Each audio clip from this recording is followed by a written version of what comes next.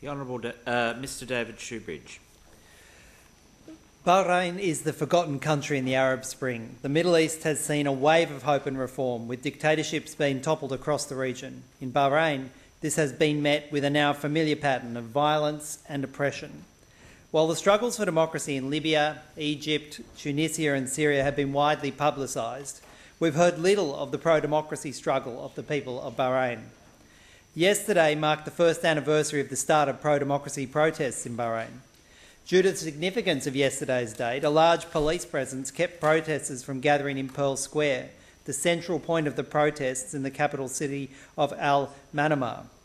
Armoured vehicles line the highways, sealing off entrances to villages and towns. Clashes across the country between police and protesters saw homes raided, people arrested, tear gas canisters being fired directly at people gathering. Bahraini protesters are focused on greater political freedom, equality for the majority Shia population and an end to the absolute rule by the monarchy of King Hamad. Despite the peaceful nature of the protests, which were marked by most protesters carrying flowers, the Bahraini government response has been described as brutal. Thursday, 17 February 2011 is now known locally as Bloody Thursday, after a brutal nighttime raid on protesters by the security forces. 1 month after the beginning of the protests, with many people camped in Pearl Square, the Bahraini government requested foreign assistance and declared martial law. The United Arab Emirates sent around 500 police and Saudi Arabia sent around 1,000 troops with tanks. Peaceful protesters, who were then carrying the now emblematic flowers as a symbol of peace and non-violence, were met by Saudi tanks with live ammunition. Everyone and everything was cleared from Pearl Square. The iconic statue in the centre of the square was destroyed. At least 6 people were killed. Many, many more were seriously injured.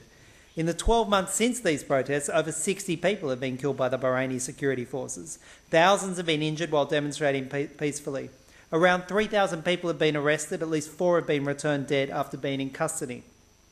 The Bahraini military has taken drastic measures to arrest anyone that may be related to the riots. Medical centres and hospitals have been taken over by the military or are constantly monitored by the Bahraini Defence Force to see any injured protesters taken into medical care.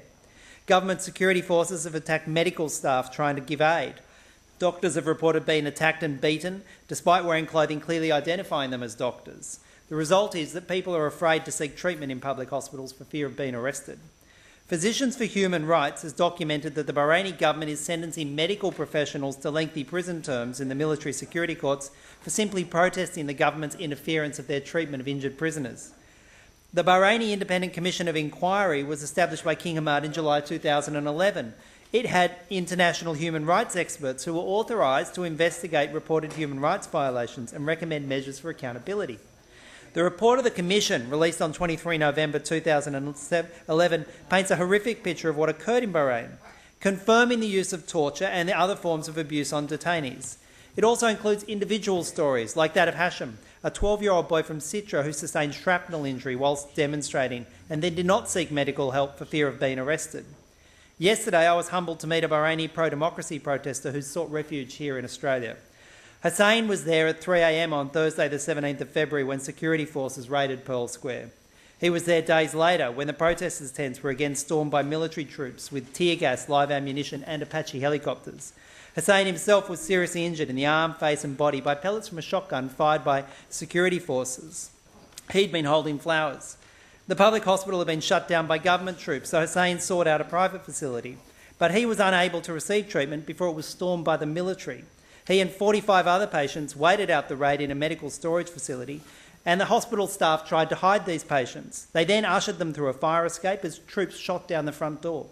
Not all the patients escaped or even made it out alive. Hussein was one of the lucky ones. He did escape. He evaded the military and then he flew to Thailand, along with many other fellow Bahrainis. After hearing that injured protesters were being deported back to Bahrain on identification, he again avoided seeking medical treatment in Thailand. He next flew to Australia, and on 4th of April 2011, with 4 bullets still in his body, he applied for asylum and was placed in detention before eventually receiving a temporary protection visa. He still carries shrapnel inside him, a gift of the Bahraini Defence Force. On cold days, the pain is unbearable for him. Hussein says that his family and thousands of other protesters and their families who remain in Bahrain are in danger if the world remains silent. I encourage all members to support this pro-democracy movement in the Middle East. We must not let Bahrain stay the forgotten child of the Arab Spring. Mr. President. The Honourable Charlie Lynn. Thank you, Mr. President.